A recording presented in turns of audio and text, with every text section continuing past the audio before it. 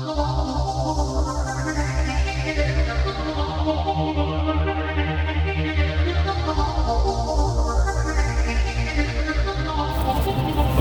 YouTube, LMS Tactical here. Me and Charlie are heading out in between the rainstorms. Charlie, I gotta use that hand to drive. I can't be hitting you freako. Wait a minute. Oh God. Okay, so, hi Charlie. Yeah, you know, I get a few requests every now and again.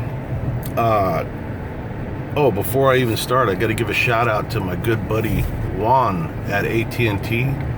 Juan, you're a good dude, man. I enjoyed doing business with you. You really know your shit, man, and I'm really glad that you're, you're checking out my videos. I told him not to judge me too hard because I have a sneaking suspicion he's kind of a former anti-cop guy, but I'm gonna change him. Holy shit, that was close. Okay, so, anyways, I hope you're doing good, brother.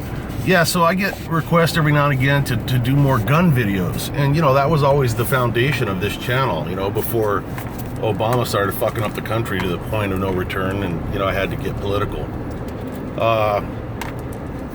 You know, so this is just going to be a little one. It's going to be a refresher because I've done this before, but I want to hit it again because I was just talking to a buddy who bought some new guns. And anyways, here we go. So a lot of times I get from new gun owners, mostly, the question about what gun should I carry. And today, you know, and you guys, there's videos I've done on that. I think they're called What Gun Should I Carry? But what I want to talk about is calibers of weapons. And, you know, my mantra when it comes to weapons, I got two of them. One is the gun that you shoot the target and hit it with the most is the right gun for you. So let's get that out of the way. But the other thing is, the caliber of the weapon. Personally, and I'm just gonna, I'll probably get some arguments, but I'm not gonna change my mind on this. I would never go below a 9mm for a concealed carry weapon, you know, or for an open carry for that matter. But and I know that they've come a long way. Some of these smaller caliber weapons, like the 32s and the 22s and the, you know, whatever. But I gotta be honest, and they have come a long way. They're not like they used to be. But, you know, with Murphy's Law being what it is, shit's gonna go wrong when you need it to go wrong the least. Those small caliber weapons have a very bad habit of not functioning when you need them to function. I mean, we won't even talk about the lack of penetration and in terms of you know, what the bullet does to the bad guy when it hits him.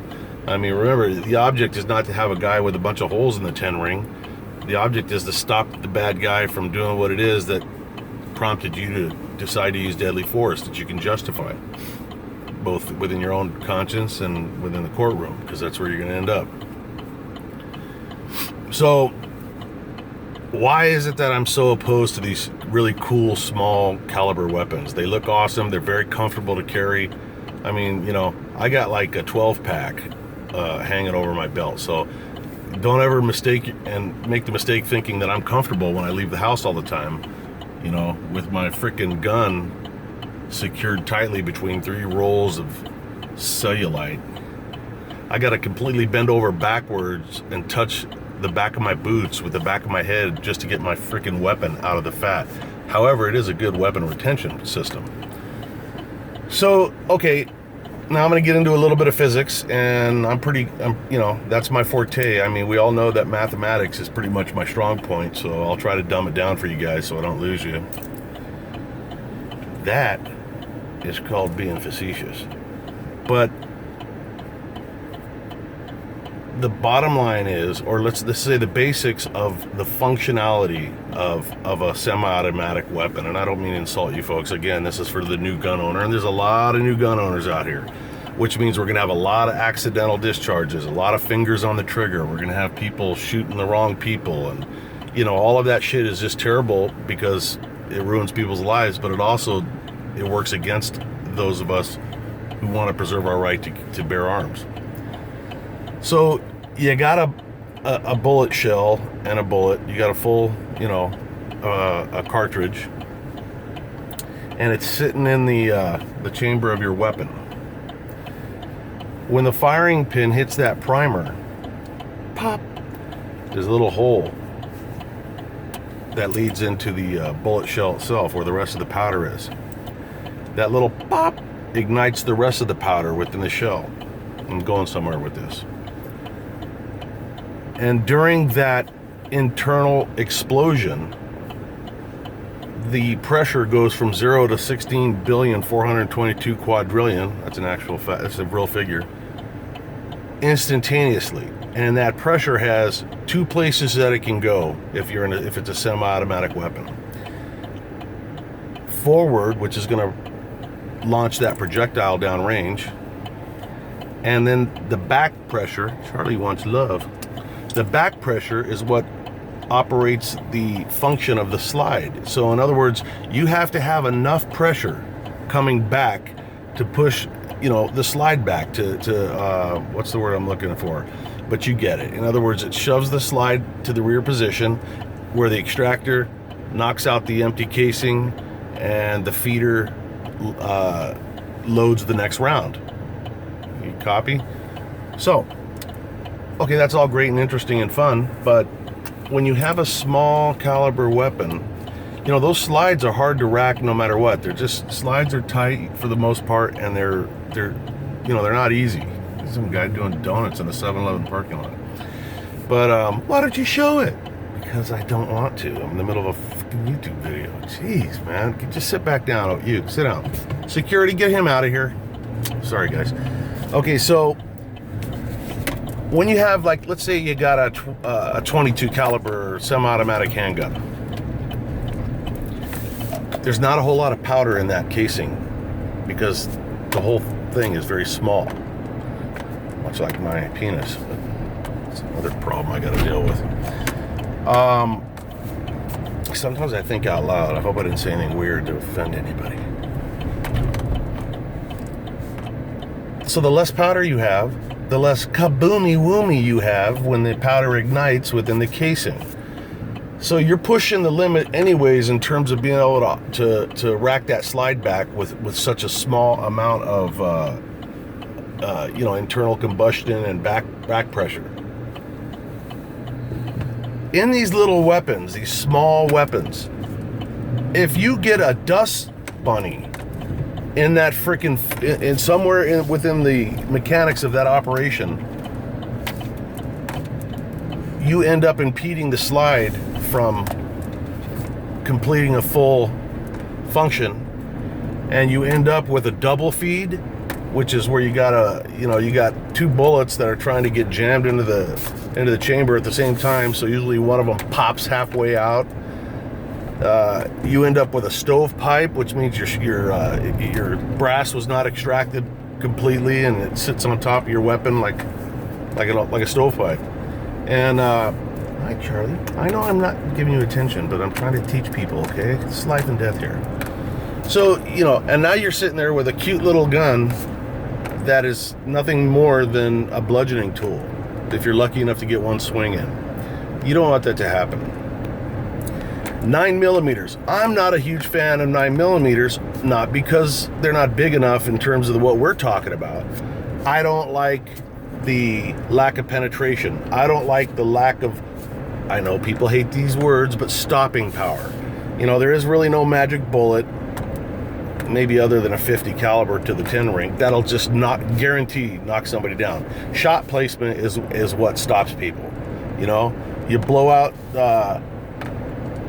I hate to be graphic here, but you put a hole in the freaking head and scramble the brains, put a hole through their head, that generally will stop somebody. Even liberals who are allegedly don't even have any brains, for some reason it still works on them. Now, a 9mm though has enough, for the most part, it has enough oomph in it to rack the round, okay? So it's a little bit more forgiving of a platform in terms of maintenance, but not a whole lot. It is compared to these 32s and these 22s.